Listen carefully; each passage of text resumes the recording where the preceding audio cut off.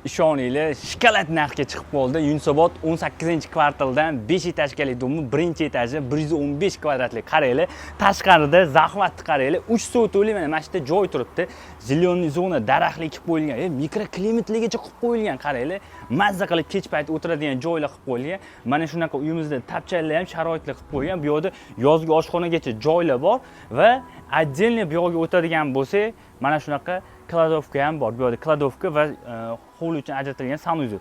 Menga yoqqani, lekin birinchi etajda, lekin unumli foydalanishibdi joydan. Shaxsan menga juda ham yoqdi. Endi bu uyimizni ichini planirovkasini ko'rib chiqamiz. 115 kvadrat, 4 xonali mebel texnikasi bilan bomba narxga berib yuborilyapti. Ulgurib qolinglar. Qani ketdi, ichini ko'rib chiqamiz.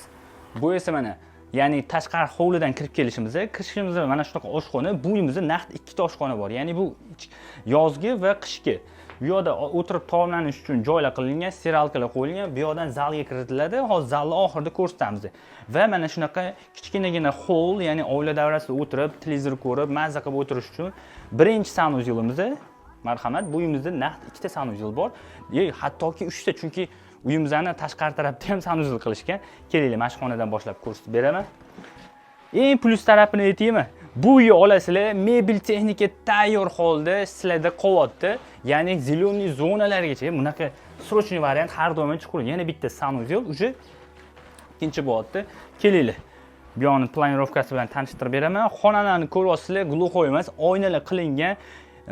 Dars tayyorlashga joylarigacha qilingan. 115 kvadratga 4 ta xona va oxirgi bolalar yotoqxonasi. Bu yerda ham xuddi shunaqa oynalari bor, mebellari bor va mana podyezddan kirish eshigi. Ya'ni podyezddan, lekin uy egalari asosiy u yoqdan, ya'ni hovli tarafdan kirishadi va bu yoqda bizda zal bo'lyapti. Zalimizda ham udvoyniy zal, ya'ni kengini ko'ryapsizlar.